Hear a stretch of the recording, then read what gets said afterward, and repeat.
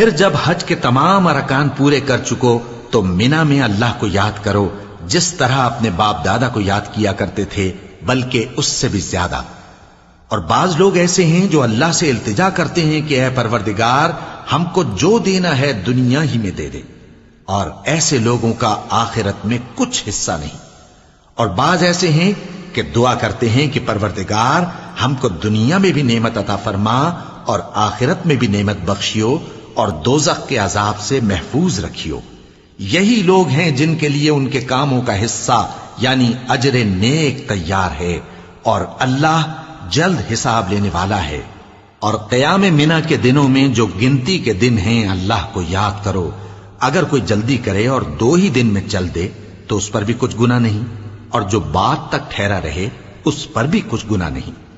یہ باتیں اس شخص کے لیے ہیں جو اللہ سے ڈرے، اور تم لوگ اللہ سے ڈرتے رہو اور جان رکھو کہ تم سب اس کے پاس جمع کیے جاؤ گے۔ اور کوئی شخص تو ایسا ہے جس کی گفتگو دنیا کی زندگی میں تم کو دلکش معلوم ہوتی ہے، اور وہ اپنے معافی ضمیر پر یعنی اس بات پر جو اس کے دل میں ہے اللہ کو گواہ بناتا ہے، حالانکہ وہ سخت جھگڑالو ہے۔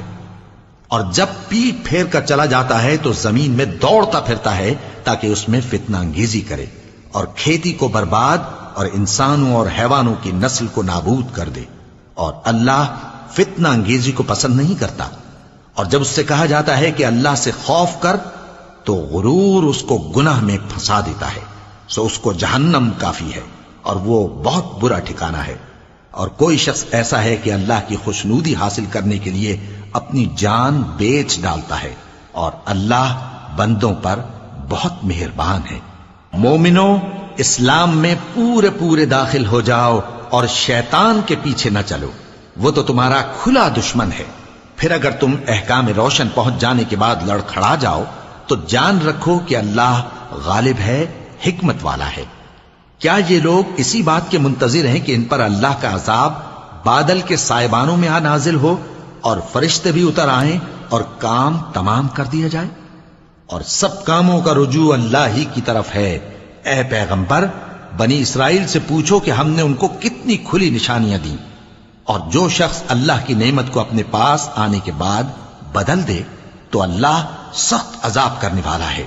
اور جو کافر ہیں ان کے لیے دنیا کی زندگی خوشنما کر دی گئی ہے، اور وہ مومنوں سے تمسخر کرتی ہیں، لیکن جو پرہیزگار ہیں وہ قیامت کے دن ان سے اوپر ہوں گے۔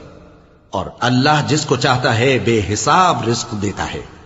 پہلے تو سب لوگوں کا ایک ہی مذہب تھا، لیکن وہ آپس میں اختلاف کرنے لگے تو اللہ نے ان کی طرف بشارت دینے والے اور ڈر سنانے والے پیغمبر بھیجے، اور ان پر سچائی کے ساتھ کتابیں نازل کی تاکہ جن امور میں لوگ اختلاف کرتے تھے ان کا ان میں فیصلہ کر دے۔